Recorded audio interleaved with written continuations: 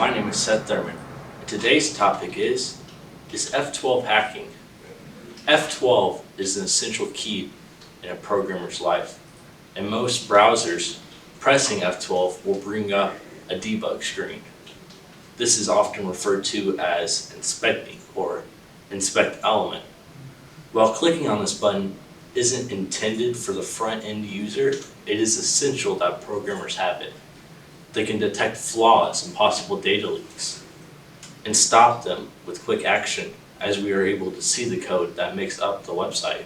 A recent security lapse on a Missouri Gov site has leaked the personal information of teachers, including social security numbers. This vulnerability was discovered by Josh Renand, a reporter, who found it by simply hitting the F12 key.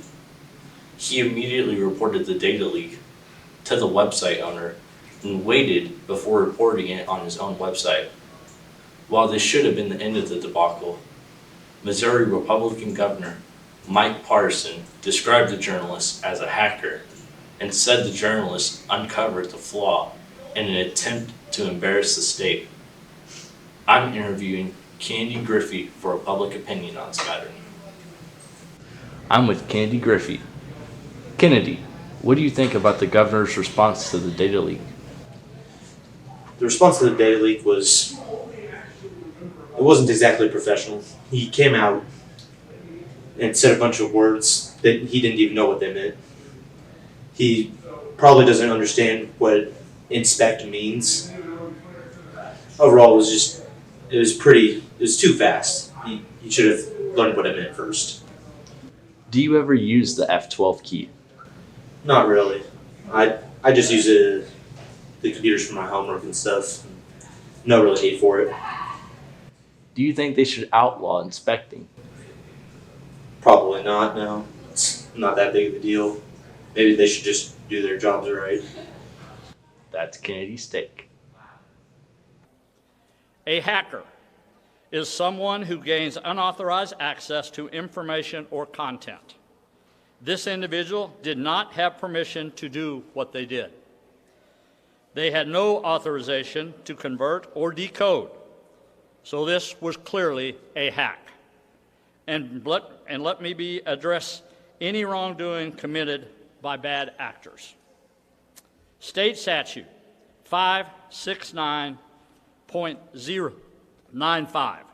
Under Missouri law, a person commits the offense of tampering with computer data if he or she knowingly and without authorization accesses, takes, and examines personal information without permission. This data was not freely available and had to be converted and decoded in order to be revealed. State statute also allows us to bring civil suit to recover damages against all those involved. Nothing on DESE's website gave permission or authorization for this individual to access teacher data. This individual is not a victim. They were acting against a state agency to compromise teachers' personal information in an attempt to embarrass the state and sell headlines for their news outlet. We will not let this crime against Missouri teachers go unpunished, and we refuse to let them be a pawn in the news outlet's political vendetta. Shortly after the governor's press conference, the internet blew up with outrage in response to his take on the incident. Several articles were written, YouTube videos posted, and Twitter hashtags went viral. I ask you, the viewer, to share your opinion online and with the public.